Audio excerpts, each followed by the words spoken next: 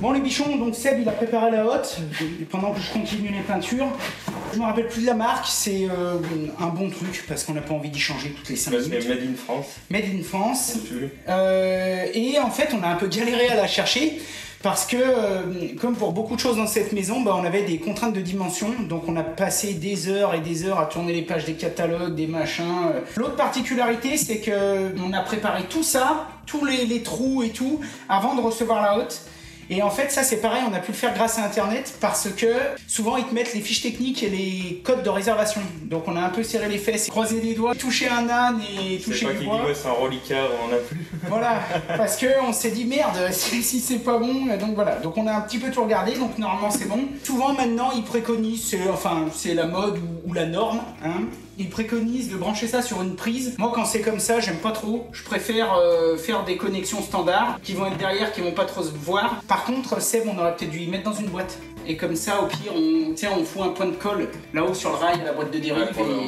Donc c'est une hotte qui va fonctionner à recyclage. Comme une hotte à charbon normale, balourd, que t'achètes à pas cher et que tu fous 2 cartouches. C'est pas l'idéal. L'idéal, c'est vraiment quand vous pouvez de la faire sortir dehors. Nous, au début, c'est ce qu'on s'était dit. Et en fait, là derrière, on peut pas percer, on peut pas carotter parce qu'il y a le toit de l'abri. En fait, on a un abri derrière, je sais pas si tu te rappelles. Et donc avec un toit qui vient se poser contre la maison. Et donc là, on pouvait pas percer. Là, nous, on la met ce qu'on appelle en recyclage. Donc il y aura des grilles de filtre et en plus des cartouches charbon pour voilà, faire en sorte que ce soit en recyclage. Et c'est pour ça qu'ici, Seb avait refait un bout de trappe parce que comme ça servira à dépressuriser un petit peu le caisson. En sachant que on cuisine, même si ça se voit pas, très peu gras et qu'on fait très rarement des choses qui nécessitent de servir de la hotte. Mais on s'est dit... Tu vas pas mettre une friteuse dessous?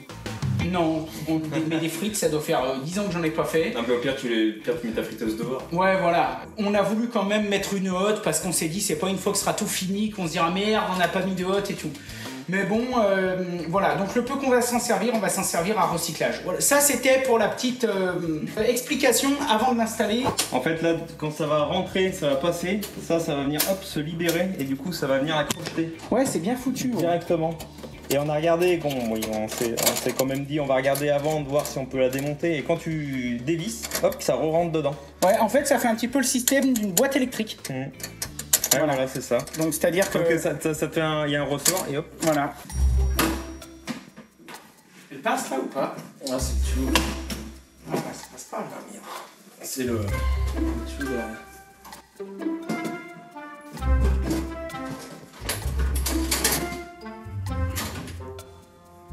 Bon, je la tiens, vas-y. C'est bon. Elle va bien rentrer de partout.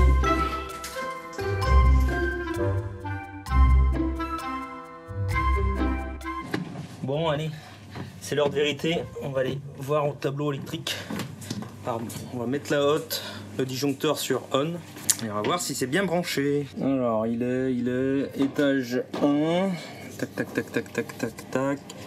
Frigo plus hotte. Bon, c'est bon, il n'y a rien qu'à sauter. Tout va bien. Allez, on remonte, on va voir ça.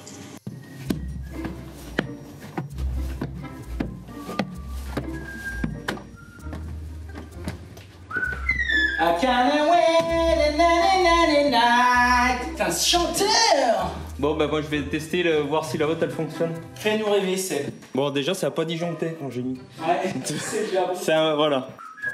Alors, attends. Lumière. Oh, j'y crois pas. Bon, c'est bon. J'ai pris peur pendant 2 secondes. Ça va être long. Là. Elle est silencieuse, hein. Et lumière.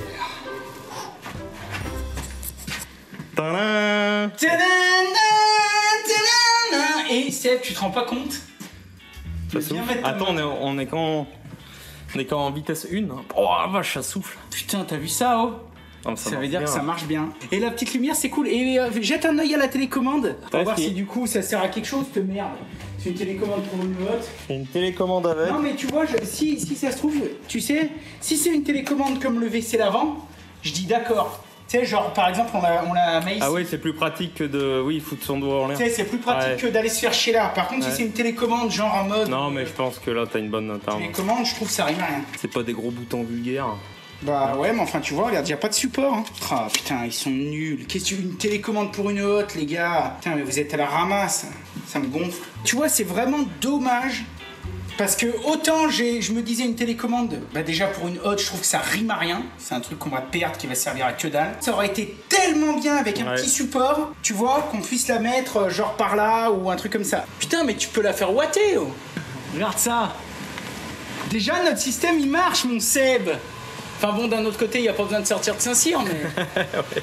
Donc bon, on va solutionner cette histoire de télécommande, on vous tiendra au jus. Moi, il me reste 5 mètres de peinture à faire pour ce soir. Et puis, on se reprend demain. Et je pense que demain, on va faire en off un gros bout de ménage. Et ensuite, on commencera à installer peut-être tous les tiroirs, les machins, tout. Mais la hotte, c'est déjà un bon truc de faire. Et nous, on vous dit à demain. Bon, salut les bichons, on continue l'aventure. En fait, ce qu'on fait, c'est qu'on échange de rôles régulièrement. Un coup, il fait une tâche, un coup, j'en fais une, on échange, etc. Comme ça évite la lassitude. Parce que on est, comme depuis toujours... très passionné par ce qu'on fait, mais en ce moment on fait beaucoup de tâches qui nécessitent rigueur, précision, calme et qui sont longues. Donc pour casser un petit peu la monotonie, bah on s'échange un petit peu de temps en temps les tâches. Donc là je suis bien content. Normalement ce soir le plafond sera complètement fini.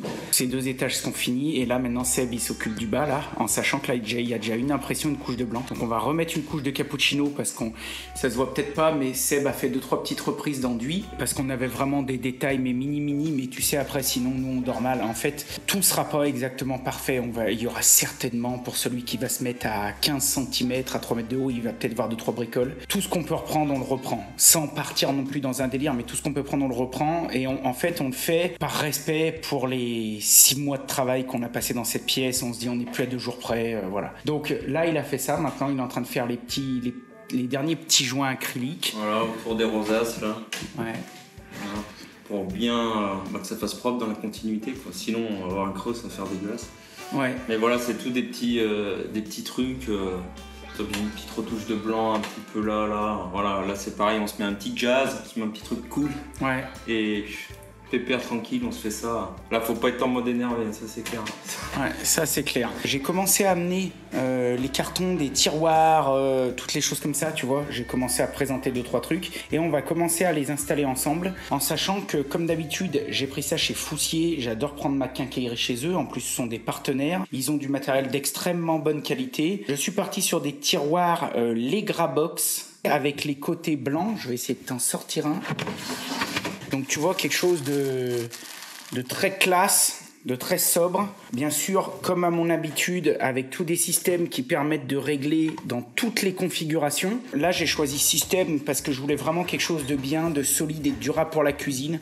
Et bon, Foussier là-dedans, on va pas se mentir, ils ont des choses qui sont fabuleuses. Ça veut pas dire que de temps en temps, ça m'arrive pas pour des choses peut-être un petit peu moins sollicitées de faire des tiroirs plus simples. Par exemple, quand j'avais fait le dressing de l'entrée, là, le placard de l'entrée, qu'il va falloir qu'on peigne d'ailleurs, et ben là, c'est des simples coulisses bois pour lesquelles j'ai dépensé 0 centime de quincaillerie. Une rainure de chaque côté du tiroir, une queue d'aronde et tout ça pour dire que les deux se font quoi. Après il faut faire comme on fait à chaque fois tous, hein. On fait en fonction du temps qu'on a, en fonction de l'argent qu'on a, en fonction des connaissances qu'on a et du résultat qu'on veut obtenir. Donc première chose que je vais essayer de faire, je vais déjà installer les coulisses. Donc je vais te faire voir les coulisses et tout. C'est ça. Donc c'est du Bloom. Pour moi c'est ma marque préférée de coulisses. Vraiment, c'est la même chose que j'avais mis pour mon dressing.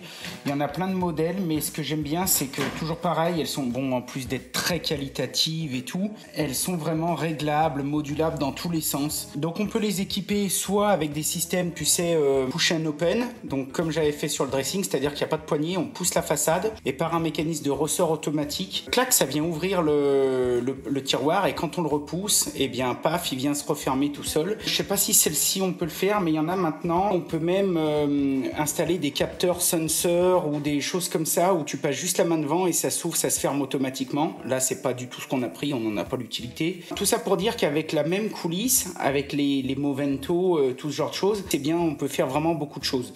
Nous là, on va y mettre des poignées de porte standard. Ce que je vais faire, c'est que je vais déjà commencer, tu vois, j'ai sorti mon petit aspirateur, tous mes accessoires pour ma petite visseuse, je lui ai même mis un petit coup de nettoyage. C'est pas une visseuse à tout faire, comparé par exemple à une Bosch Pro ou à une Metabo. Mais en agencement, moi je trouve qu'elle n'a pas d'équivalence. Alors les coulisses, on les fixe avec ce genre de vis. Tu vois, c'est des vis qui vont venir se mettre dans les trous qui ont été déjà faits sur le côté des caissons. Tu vois, j'avais fait tous des plans au moment de faire la cuisine. Tu vois, ça c'est tout moi qui ai fait. Voilà, j'avais fait tout un plan et donc en bas on a 3 meubles, on aura 3 gros casseroliers, première rangée du bas, deuxième rangée du bas, 3 gros casseroliers et en haut 3 petits tiroirs. Allez, c'est parti.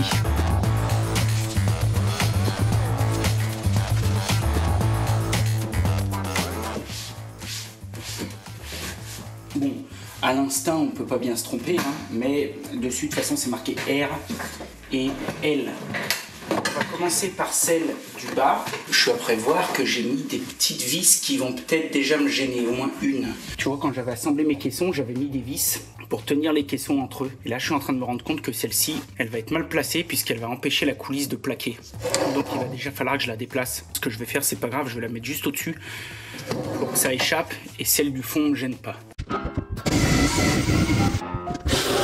Voilà, donc tu vois en gros le système. C'est un écrou qui ressemble à une vis, tu vois, qui est fileté dedans. Un écrou et de l'autre côté, c'est une vis. Et en gros, quand tu viens les serrer, ça prend le caisson en sandwich et ça évite qu'il bouge. Donc on va le remettre. Ce que je vais faire, c'est que tout de suite, pour pas que ça se barre, je vais y mettre dans un récipient. Bon là j'ai ma vieille tasse de randonnée.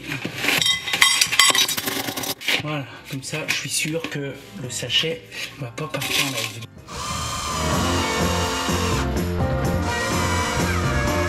Alors ça aussi, ça c'est le gros avantage avec ce genre de caisson et de coulisses, c'est que les trous tombent pile poil en face et qu'on n'est pas obligé de faire des estimatifs, de mettre des écarts dans tous les sens.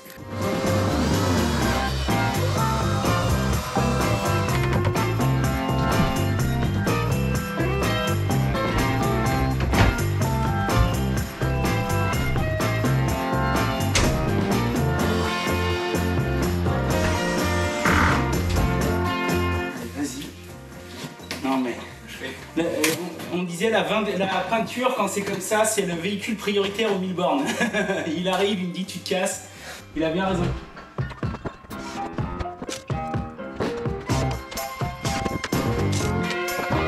Donc les bichons, je vais continuer un petit peu en accéléré et puis je vous ferai voir au fur et à mesure.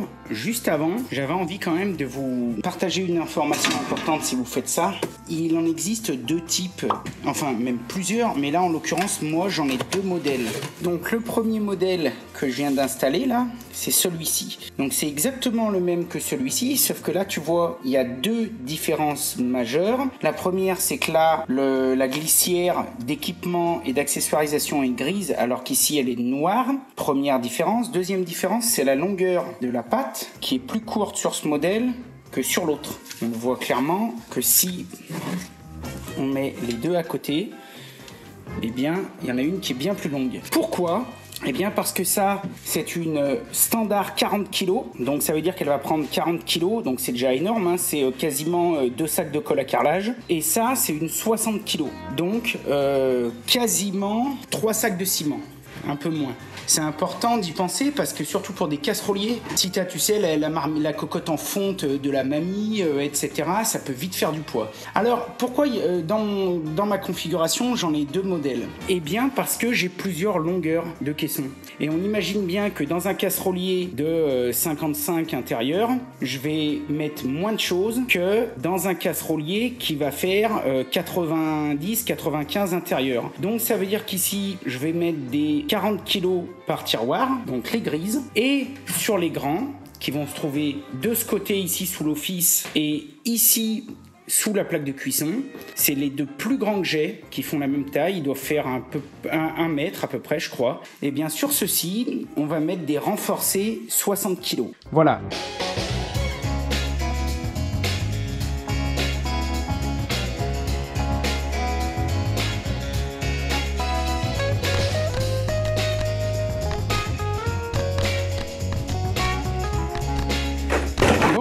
les gars, je croyais que j'allais finir rapide et du coup je voulais te montrer une erreur qui peut arriver. Donc là tu vois, là-haut j'ai 3 tiroirs, ok, et j'ai pas pu mettre les glissières ici. Je n'ai pas été vigilant, mais au moment de monter le caisson, j'ai interverti la joue gauche et la joue droite. Donc en gros cette joue devrait se retourner et être ici, et cette joue devrait se retourner et être là. Alors bon, comme ça tu vois, ça apparaît rien, on s'en rend quasiment pas compte, voilà. Mais le problème qu'il y a, c'est qu'au moment de monter les coulisses, que moi je dois monter ici, je me rends compte que j'ai un trou là, mais que là j'ai pas de trou. Donc du coup je l'ai dans l'os. Bon là c'est pas drama, je vais vous montrer une solution.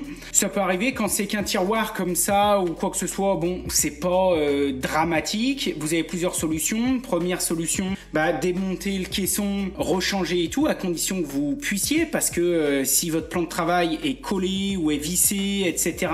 Là, nous, on n'a pas collé, mais on a tout vissé, c'est-à-dire que le plan de travail est vissé sur le meuble, les meubles sont vissés entre eux, et en plus, par-dessus, il y a un vaisselier et tout le bordel. Donc, si tu veux, là, le démonter, c'est vraiment pas l'idéal. Donc, j'ai la chance d'avoir un gabarit Blum.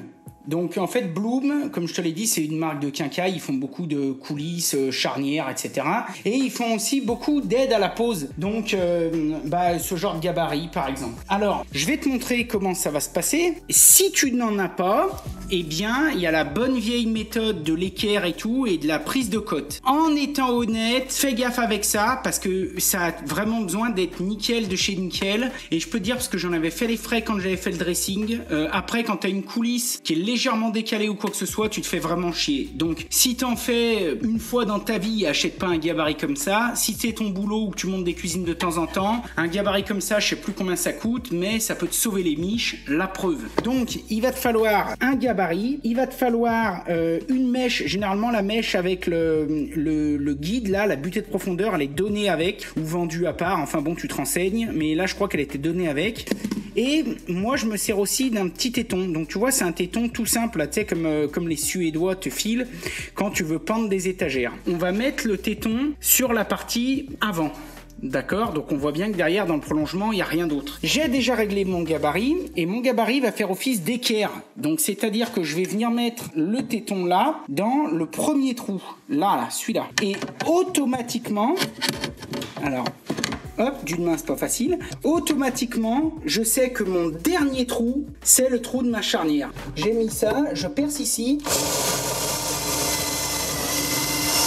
hop, ensuite je peux prendre mes petites vis, ma visseuse, je vais prendre ma charnière et là si je me mets bon, les trous vont tomber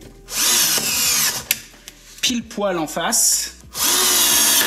Et ma charnière ma coulisse est nickel chrome et ça m'a économisé 1 heure à tout démonter, si encore je peux démonter. Donc je te remontre, je prends le petit téton là, comme je t'ai dit, le machin de Suédois là, voilà, qui me sert à poser des étagères. Le machin de Suédois. Non mais généralement t'as ça, tu sais, ça c'est le truc typique. Tout le monde a compris. Tout le monde a compris. Ah, donc en fait ça te fait une équerre en et un gabarit. Ça me fait une équerre et en plus j'ai réglé, parce que là ce gabarit, cette pièce elle coulisse, je vais régler mon entraxe sur pour que coulisse. Voilà, donc comme ça si tu veux j'ai 2 points, j'ai l'équerre et j'ai ce point, et comme ça je suis sûr et certain d'être bon. Hop.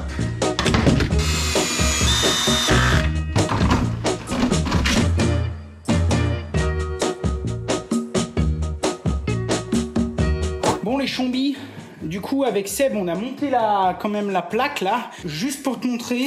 Donc c'est un beau bébé, on a été la chercher à 2. Je sais pas si tu vois quelque chose, si c'est droit, si c'est pas droit. Donc voilà un peu le bébé. Donc elle fait 900 et donc ça va être une des premières pour moi, parce que toute ma vie j'ai toujours été un pro gaz. Vraiment la cuisson, tu sais, j'aimais bien, je sais pas, avoir cette flamme et tout. Du coup pour les filles et tout, parce que les filles, mais la flamme, le gaz, nanani, j'aurais dit ça craint rien, c'est une question d'habitude.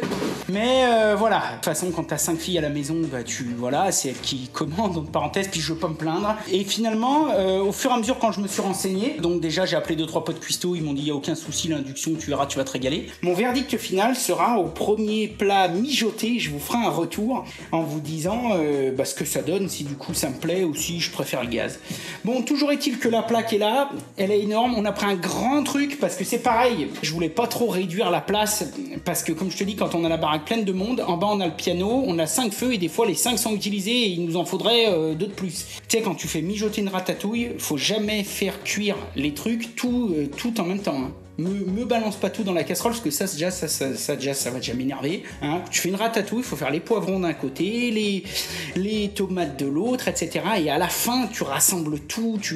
Voilà. Donc si tu veux, il y a 5 ingrédients, bah faut déjà 5 casseroles. Bon, je sais, je suis un peu zinzin, mais je rigole pas avec la cuisine. Voilà, ça c'est un truc, je pense que tout le monde a vu que j'étais super svelte. Hein. Ça c'est parce que je rigole pas avec la cuisine. Bon, tout ça pour vous dire que maintenant c'est l'heure où on va aller se boire un canon avec Seb. Je vais aller décharger la carte et puis je vais voir cette plaque, soit je la présente ce soir, soit on la met demain, je te tiendrai au jus. Donc je sais pas si je vais te filmer tout le montage, parce que bon, poser une plaque, puis la brancher, bon. Mais je te tiens au jus. Allez, tchuss. Bon, encore journée bien remplie de notre côté, on n'a pas trop filmé parce qu'on a fait beaucoup de peinture. Là, on est en soirée, et pour finir la soirée, on voulait sortir un petit peu les idées de la peinture, et donc on va faire vite fait avec Seb la tablette qui va être posée sur la corniche dans la cuisine, tu sais, la corniche qui va du four à pain, qui passe par-dessus la plaque de cuisson et qui passe par-dessus les étagères du four. Donc j'ai fait le relevé de cote, en gros il va falloir faire quelque chose comme ça. On va se servir pour ça de tablettes chêne qui viennent de chez Sautrin, ça va aller parfait, parce que d'abord elles sont très belles, on va les redéligner, les rabouter, etc.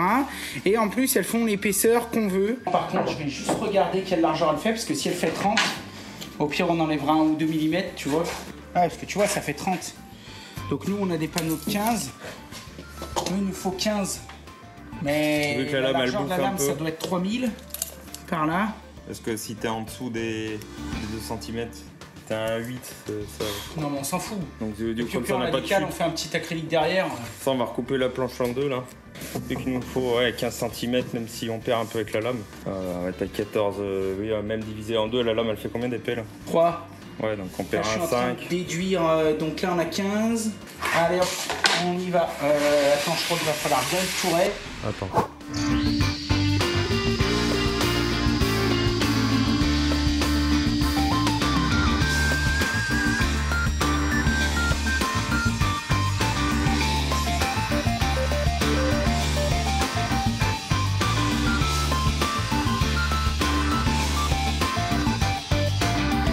Petit truc et astuce quand tu fais ton relevé de cote avec ça. Donc ça s'appelle une fausse équerre ou une sauterelle. Il y en a souvent, on appelle ça une sauterelle.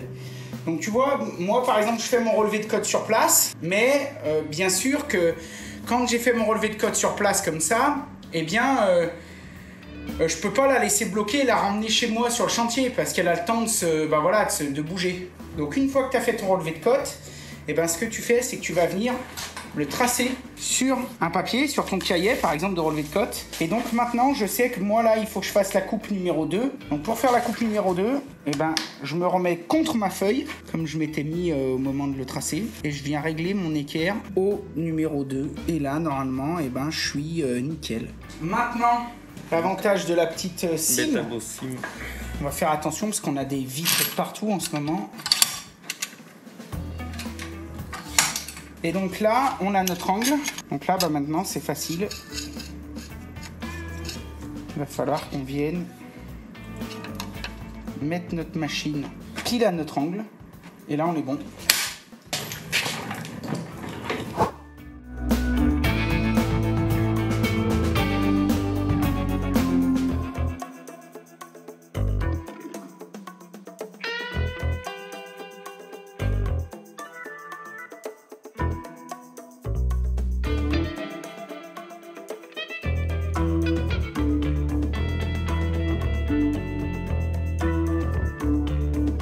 Bon les bichons, je suis un peu deg parce que ce matin quand j'ai remis en route la caméra, je me suis rendu compte que tout ce qu'on avait filmé hier après-midi, ça a planté.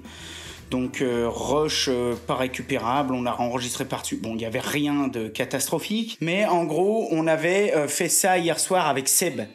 Donc c'est pour ça que ce matin je t'ai foutu un accéléré juste des dernières étapes, mais je vais t'expliquer rapidement. Donc j'ai fait les 3/4 hier avec Seb. Hier soir ça nous a changé un peu les idées que de la peinture. Et ensuite je suis venu mettre donc des Clamex.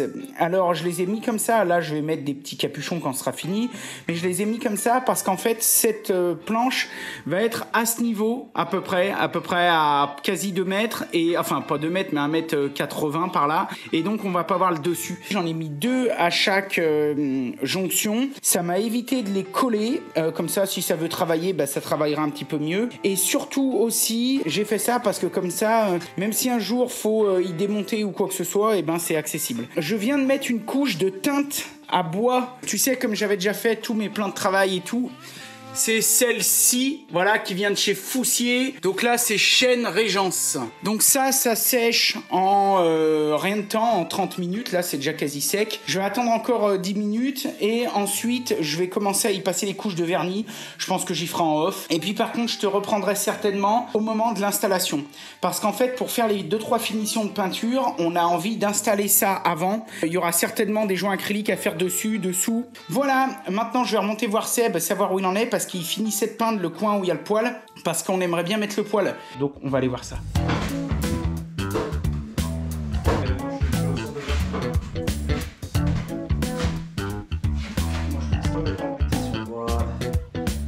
Allez, on y va.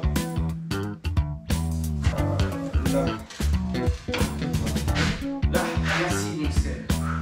Bon les bichons, j'en profite pour vous parler d'un de nos derniers investissements. On l'a acheté, il n'y a pas eu de partenariat, rien, dommage. Ça fait longtemps pour toutes nos activités qu'on fait à la maison qu'on s'intéresse aux machines de Fab Lab, de prototypage et tout, et notamment à tout ce qui est print and cut. Donc passé un temps, on avait eu un petit traceur qu'on avait acheté pas cher, mais on l'a pas gardé parce qu'il était vraiment pas de bonne qualité. Et récemment, avec le petit cochon, le petit pot commun, et bien là, on a acheté une machine de print and cut. Alors c'est une machine professionnelle, mais entrée de gamme, c'est une petite lèse, ce qu'on appelle, puisque vous voyez qu'elle est capable de couper 50 cm de large. Rien à voir avec les print and cut qui coupent 1,20 m, 1,40 m, enfin voilà les gros trucs de signalétique. Nous c'est vraiment pour faire des pochoirs, des stickers, des logos, de la déco dans les studios, etc.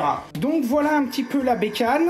Donc la bécane c'est la marque Roland et c'est une Versa Studio BN20. Donc c'est une machine qui est très connue, qui existe depuis longtemps, qui est déjà plus toute jeune, mais qui a plusieurs avantages. Le premier c'est qu'elle permet de faire, j'en sais rien, des stickers, tout plein de choses, et c'est vraiment une machine professionnelle. C'est une machine à rouleau, donc c'est à dire qu'on n'y met pas des feuilles, on y met des grands rouleaux. Ça veut dire que là si on veut, on peut sortir une banderole, une affiche, un sticker de 50 cm par 4 mètres de long. Donc elle a deux fonctions. La première fonction c'est qu'elle imprime. On peut mettre du papier vinyle, donc là c'est du vinyle soit qu'on peut imprimer, soit qu'on peut se servir en pochoir, donc c'est à dire que c'est un autocollant, hein, tout simple, mais on peut mettre du vinyle de couleur, on aurait pu mettre du vinyle dépoli directement, on peut mettre des petits rouleaux de bâche, on peut mettre du transfert pour faire des t-shirts, on peut vraiment tout mettre.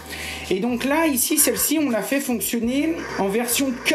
Donc en gros, elle est branchée sur un ordinateur qui sert qu'à ça. Ça, c'est mon vieil ordinateur que j'ai depuis 15 ans, qui est sous Windows et qui fonctionne que pour ça. On s'en sert pas du tout pour autre chose. Il est même pas connecté à internet, rien. C'est un vieux truc, mais on s'en fout parce qu'il fonctionne qu'avec le logiciel de la machine. Donc en gros, on fait tous nos plans sur Illustrator. On balance le plan dans le logiciel de la BN20 et on lui dit, bah voilà, il faut que tu coupes ça, il faut que tu coupes ça comme ça. Tu mets de la couleur ou pas. Enfin voilà. Donc là, on lui fait faire que du cut.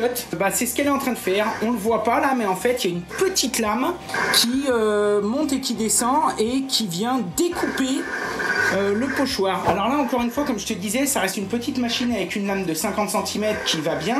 Mais du coup, bah, nous par rapport aux tailles de nos verrières, si on avait eu une machine très grande, par exemple d'1,20 m, on aurait peut-être pu en couper 3 d'un coup.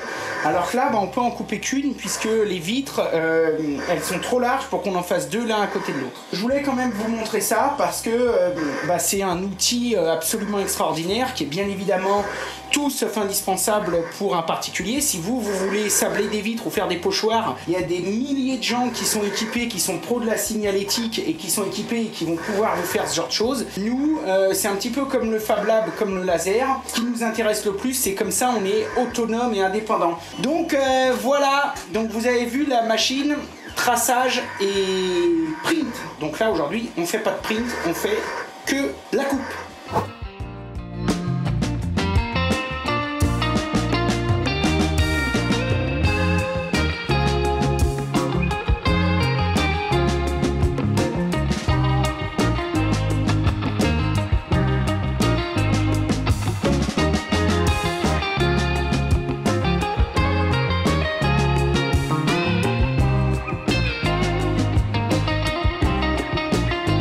Ok, tiens, je te laisse ça. On va peut-être se mettre le tape.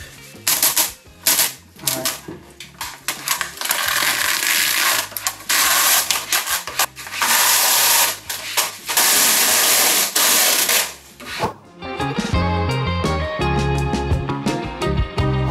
Bon les bichons, donc dans les étapes, on a fait les plans sur le logiciel.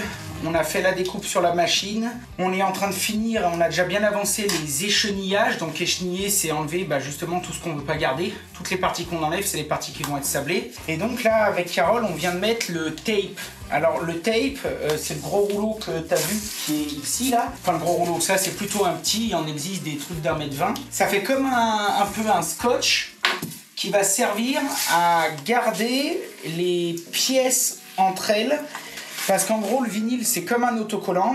Et donc, quand on va décoller l'autocollant du dessous, eh bien, il ne faut pas que tous les petits motifs qu'on ait coupés partent dans tous les sens. Donc, pour les tenir, on met du tape. Voilà, on appelle ça du tape. Et donc, maintenant, on va pouvoir présenter, coller sur la vitre. Et c'est au fur et à mesure qu'on va enlever donc la couche qui tient l'autocollant dessous, le tape va tout tenir. Une fois que ce sera fini, on enlèvera le tape. Il y a beaucoup d'opérations. Là, c'est vraiment un travail artisanal. Ça va bien pour un petit dimanche en famille. C'est parfait. Donc là, on a présenté la vitre. On s'est bien assuré qu'elle soit dans le bon sens, le bas, etc.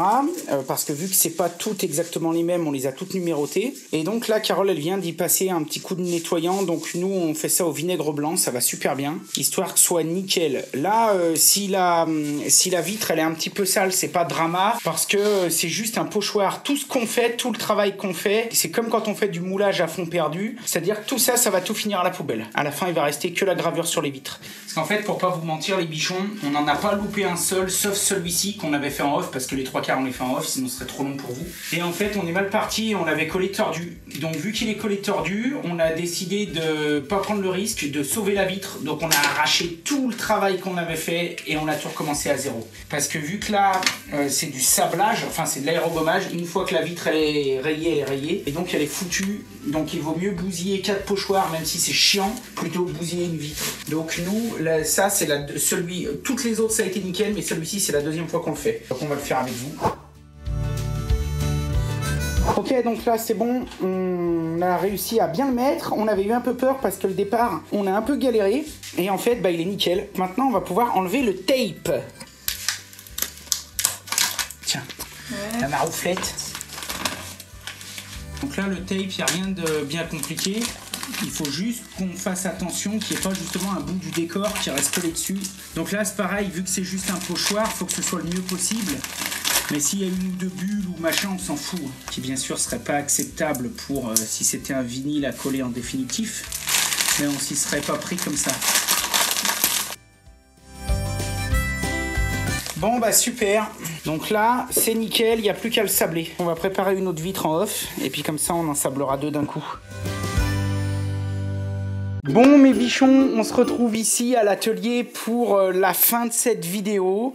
La fin de cette vidéo et la fin de cette année 2021 qui aura été chargée à tout point de vue. On aura énormément avancé sur la maison. Malgré le fait qu'on ait eu peu de temps à y consacrer, on a quand même réalisé tous les extérieurs quasiment. Enfin les extérieurs, il en reste encore autant, mais on a fait le potager. On aura fait le poulailler, tous les massifs, les bordures acier. On aura fait tellement de choses, toutes les plantations, beaucoup de terrassements, tirer des gaines à droite, à gauche. Dernièrement, à l'extérieur, nous avons aussi briqueté les piliers de portail, fait le seuil, changé un rang de tuiles sur le mur des voisins. On a installé le portail arrière, on a installé ces derniers jours le portail avant, donc tout ça vous allez y voir arriver dans des prochaines vidéos. Et puis on aura aussi beaucoup travaillé à l'intérieur, à la maison. On aura fini enfin cette cuisine, on est dedans maintenant depuis une dizaine de jours avec la famille.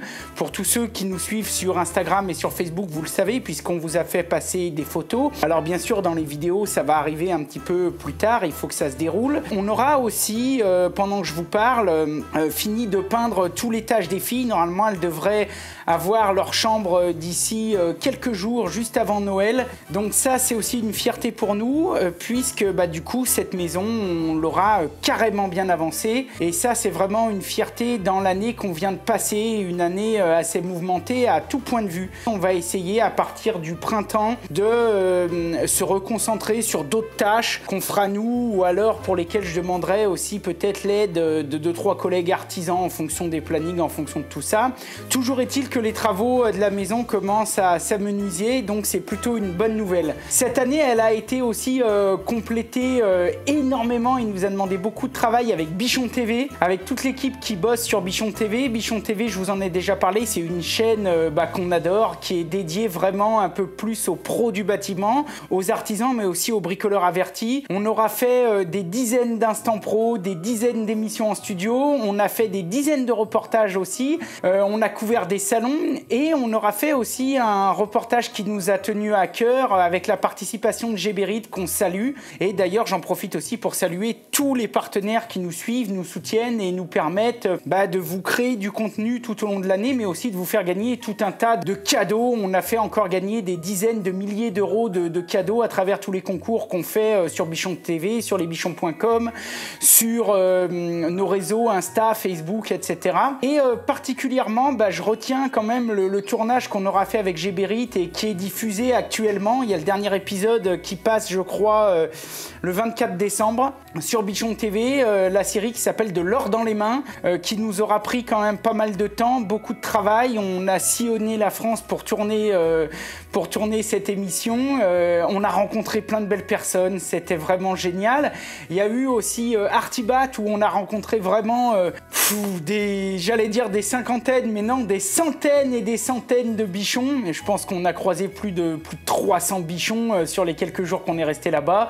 Des belles rencontres, des bons moments d'émotion. C'était encore très chargé. Et puis il y a eu aussi, pour clôturer le tout, cette aventure avec la télé qui m'est tombée dessus courant de l'année. Je vous en avais déjà parlé. Donc une aventure avec M6. On a fait les tournages, donc ça nous a pris aussi beaucoup de temps. On a commencé à tourner ces émissions qui, j'espère, vous plairont et qui devraient être diffusées début d'année. Alors je n'ai pas encore la date de diffusion précise. Je sais que ça va être sur M6. Je sais que c'est du 90 minutes prime time. Donc ça c'est une belle garantie, une belle récompense si je puis dire. Une garantie de succès, on l'espère. En tout cas, on espère que ça vous plaira. Une émission où on va en aide à des familles, donc ça s'est super bien passé. J'ai participé aussi avec plein de collègues artisans qui m'ont aidé et que je voudrais aussi remercier. Peu importe le succès que cette émission aura dans les mois futurs ou les années futures, peu importe le temps que ça va nous prendre et l'issue de toute cette aventure, parce que pour moi c'était quelque chose de formidable. J'ai rencontré des équipes télé, c'était une aventure humaine incroyable. On a été aidé des familles qui étaient extraordinaires, on a redonné un petit peu de joie à tous ces gens, et en tout cas c'était une belle aventure. Donc une belle aventure qui sera normalement à découvrir, je pense courant janvier ou courant février sur M6. Je pense que vous allez voir arriver un petit peu tout ça. Pour ce qui est des projets futurs, alors pas mal de nouveautés sur le futur, et c'est sur ce qui va attendre toute la communauté des bichons pour l'année 2022. La première chose, c'est que on va continuer de faire ce qu'on sait faire le mieux, c'est-à-dire faire du contenu sur Bichon TV. C'est vraiment ce qui nous plaît, ce qui nous passionne, ce qui nous motive et ce qui nous lève chaque matin. Pour ça, eh bien, on est en train d'étoffer un petit peu notre équipe. On embauche, donc tant mieux. Et surtout, on a un projet encore assez fou, je dirais, assez faramineux. C'est qu'on vient d'acheter un bâtiment. Et ce bâtiment, on va le rénover, on va le réhabiliter et on va en faire un studio. Un studio unique en France, dédié au bâtiment. Je vous donne une exclusivité, les collègues sont déjà au courant. Où dedans, on va pouvoir concrétiser un petit peu le rêve qu'on avait, qui était de faire un média.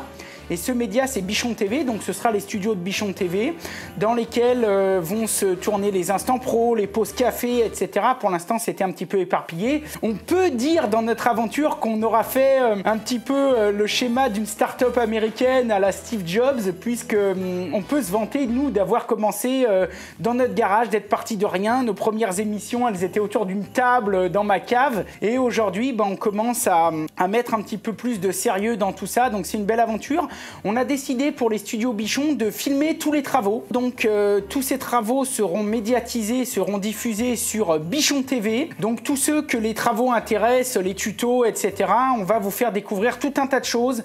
On va vous faire découvrir aussi des produits un petit peu spéciaux puisqu'on aura un bâtiment tertiaire. Donc je pense que ça peut réintéresser aussi pas mal de gens. On va installer des Velux, on va installer des cloisons, on va refaire la plomberie, l'électricité, les clims, les sols. On va tout refaire et on va tout filmer, donc ça sera aussi le début encore d'une nouvelle aventure de plus sur Bichon TV. Concernant LJVS, bien sûr on va continuer les vidéos. Par contre, à ce stade, à l'heure d'aujourd'hui, on est absolument sûr de pouvoir garantir un contenu tous les 15 jours pendant au moins 3-4 mois, mais on ne sait pas trop comment ça va se passer après.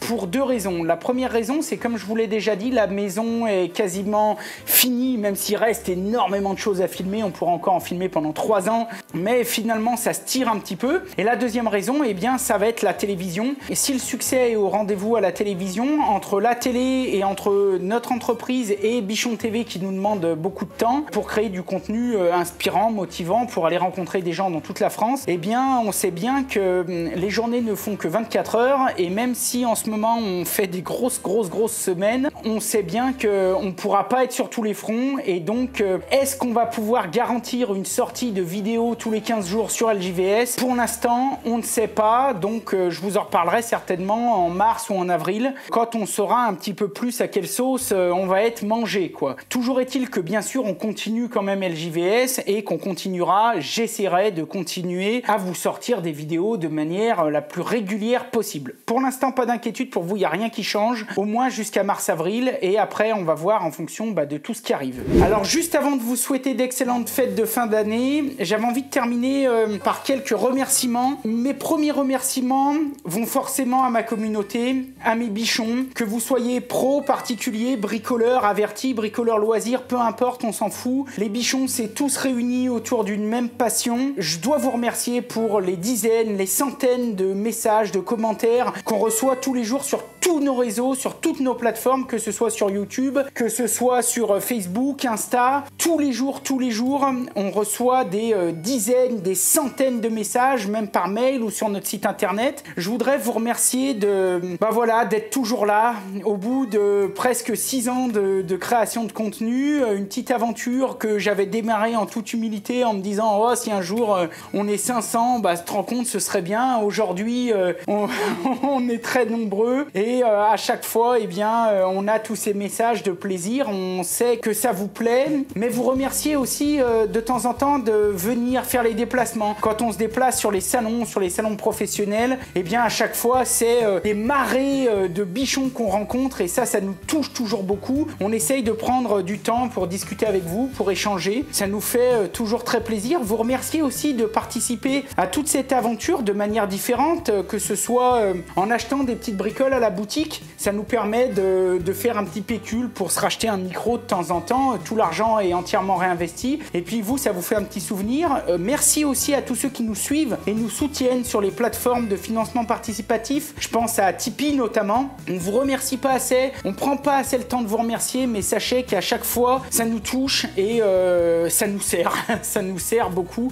Et c'est aussi grâce à ça qu'on peut continuer de faire évoluer et puis qu'on peut embaucher des gens. On est très content on vous présentera l'équipe, je pense, l'année prochaine. Mes deuxièmes remerciements iront à mes partenaires. Je l'ai toujours dit, je m'en suis jamais caché. Pour faire du contenu, eh bien, il faut du temps. Pour avoir le temps, eh bien, il faut pouvoir avoir un peu de fric pour payer quelqu'un qui nous aide au montage, payer quelqu'un qui nous aide au tournage, et puis aussi ces partenaires qui jouent le jeu toute l'année en faisant des codes promo pour les bichons. Merci à eux pour leur confiance, merci à eux de nous soutenir depuis le début pour nous permettre d'avancer aussi et puis de vous présenter toujours plus de contenu, d'outils, de techniques, de matos, voilà. Mon dernier remerciement que j'avais envie de faire, que j'aurais peut-être dû d'ailleurs placer en premier, ce dernier remerciement, c'est à mon équipe. Alors mon équipe, je pense en priorité à ma femme. Ma femme qui travaille aujourd'hui dans l'entreprise, qui a toujours été là, qui a toujours cru en moi, qui m'a toujours soutenu. C'est un peu émouvant pour moi de parler de ça, mais sans elle, je l'ai toujours dit, ça aurait été très compliqué. C'est une aventure, quoi qu'on en dise, qui est extrêmement chronophage, qui demande un temps énorme, qui demande beaucoup de déplacements, beaucoup d'investissements, personnel, familial, et malgré tout, elle est toujours là, elle a toujours été là, elle nous soutient, elle nous aide dans l'organisation. Donc voilà, merci à ma femme et mes enfants. Un grand merci à notre ami Martin, qui est toujours là, plus ou moins dans l'ombre, mais qui fait le montage de ses vidéos, toujours fidèle au poste, qui n'arrête pas. Des fois, c'est les jours, les nuits. Là aussi, vous vous en rendez pas compte, mais c'est un travail absolument titanesque. Et puis Martin qui nous aide aussi sur Bichon TV à aller faire des tournages, à aller assurer de la production sur les salons.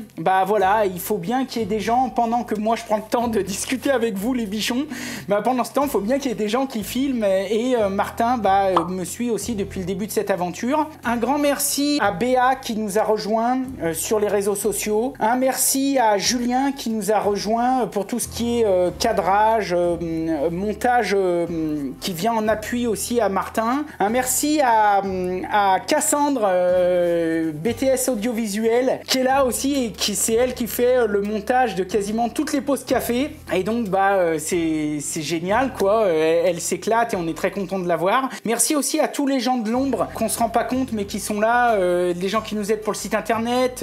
Je pense à Romain, je pense à Okiwoki qui nous aide pour la boutique. Merci à ces gens. Merci à Romain, l'animateur de l'Instant Pro, qui nous a rejoint aussi cette année et qui fait bien son job.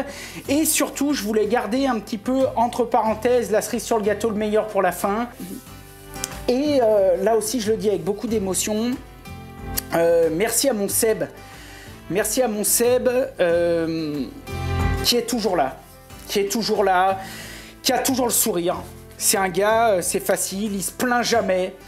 Il a toujours le sourire. Quand faut tenir une caméra, il tient une caméra. Quand faut animer une pause café, il anime une pause café. Quand faut m'aider dans mes travaux, il m'aide dans mes travaux. C'est pas toujours facile. Des fois on galère, des fois on se fait flic, des fois on fait des allers-retours chez les grossistes, chez les fournisseurs.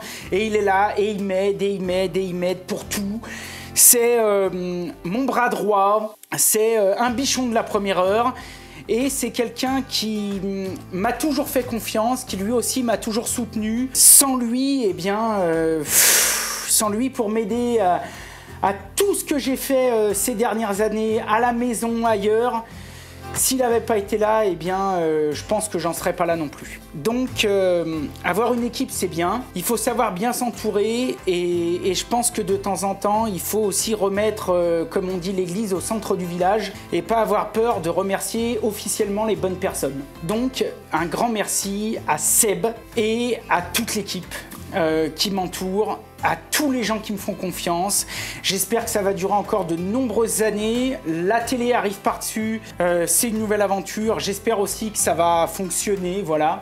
Ne serait-ce que pour la valorisation de tous nos métiers qui en ont besoin. Merci à vous. Et je terminerai par vous dire, écoutez, joyeux Noël à tous. Prenez soin de vos amis, de votre famille. Joyeuses fêtes. Je vais pas vous souhaiter encore la bonne année, je le ferai, je pense, sur Instagram. Mais vraiment, profitez, Bouffez bien, buvez bien, pas trop, avec modération comme d'habitude, mais profitez-en. Profitez de vos amis, de vos proches, bricolez, c'est le moment de faire des projets. J'espère que vous aurez quelques jours de vacances. Nous, on va se prendre une petite semaine bien méritée où on va profiter du feu de bois. J'en ai déjà profité un petit peu et ça commence d'ailleurs à me reprofiter. Hein. J'avais perdu pas mal de poids, mais là, je suis plutôt sur la pente inverse. Hein. Mais bon, on refera gaffe après les fêtes. Joyeux Noël et joyeuses fêtes de fin d'année. Je vous dis à dans 15 jours, comme d'habitude, soyez créatifs, faites de votre mieux et si possible du bon boulot. Et je vous adore. Vraiment. Allez, yeah!